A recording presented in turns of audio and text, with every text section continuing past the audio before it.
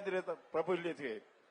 कृष्ण की उंगली के छौंके से सूर्य पुनः उदय हो जाता है।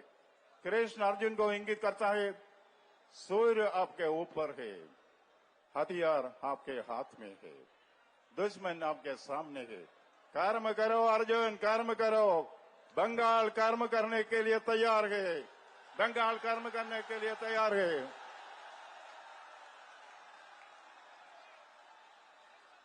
सूरज हमारे ऊपर है, हमारी धरोहर, हमारी धरोहर सूरज हमारे ऊपर है। हथियार हमारे पास है, लोगों की शक्ति।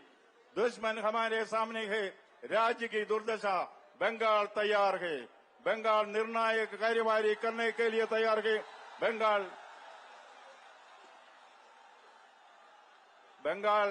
धार्मिक एरोगेंस को खत्म करने के लिए तैयार है।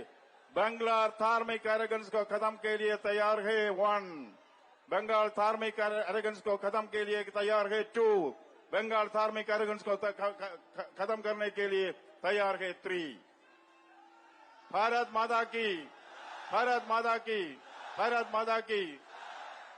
वंदे वंदे वंदे। मैं आपका ध्यान महाभारत के एक प्रसंग की ओर आकर्षित कर सकता हूं। उस दिन लड़ाई के कदम हो गई है। अर्जुन युद्ध के मैदान में बिना अस्थायी महल में प्रवेश के लिए जाता है। कृष्ण सारथी है। जब अर्जुन अपने निवास के सामने आए, उन्होंने सोचा, मेरी वजह से युद्ध में जीत हुई है, मैं ही वीआईपी हूं। कृष्ण कौन हो? मेरा ड्राइवर, मेरा शोफर, मेरा चालक। अर्जुन चाहते थे पहले कृष्ण रथ से उतरे और अर्जुन का स्वागत करें। कृष्ण अर्जुन के मन में चल रहे युद्ध को जानते थे। वो अर्जुन को नजर अंदाज करते हुए पक्षियों को गिनने लगा। अर्जुन अनिच्छा से रथ से बाहर निकल जा रहा है।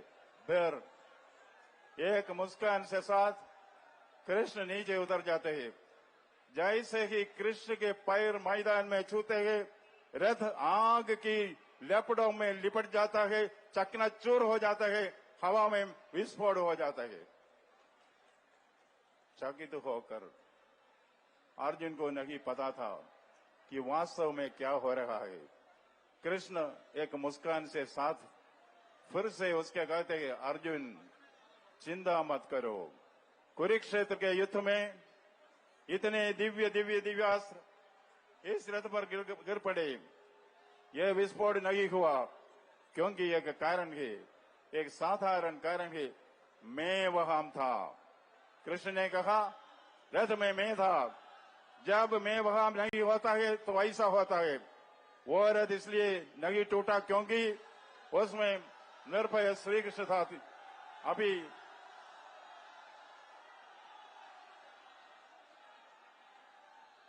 अब यदि भारत नामक रथ नहीं फटता है तो शायद इसलिए हो सकता है कि उसमें नरेंद्र है, एक नरेंद्र है। भारत माता की, भारत माता की। वंदे मातरम, वंदे वंदे मातरम। मुझे याद है, बहुत समय पहले की बात है, जब मैं केरल के कोल्लम का जिला के कलेक्टर था, डिस्ट्रिक्ट मजिस्ट्रेट। वहां पर एक सर्वधर्म संवाद था। हजारों लोग वहां मौजूद थे। वक्ताओं में से एक स्वामी चिन्मयानंद जी थे। स्वामी चिन्मयानंद भगवत गीता के वक्ता है, आपको मालूम है। लेकिन चिन्मयानंद जी की उड़ान में 1.5 घंटे की देरी हो गई। अचानक आयोजकों में से एक ने घोषणा की, चिन्मयानंद देर से आएगी, इसलिए हमारे कलेक्टर आनंद बोस बोलेंगे। मैं कलेक्टर था, मुझे कोई जानकारी नहीं थी, लेकिन चूंकि उन्होंने इसकी घोषणा कर दी थी, मैं मंच पर गया, माइक के सामने खड़ा हुआ और पूछा कि विषय क्या है। मुझे एक सरल विषय दिया गया है, द्वंद्वात्मक भौतिकवाद और भारतीय दर्शन का सार। क्या आप कुछ समझे? मैं कुछ भी नहीं समझा, लेकिन वैसे भी मुझे भाषण दिया। इसके बीच में मुझे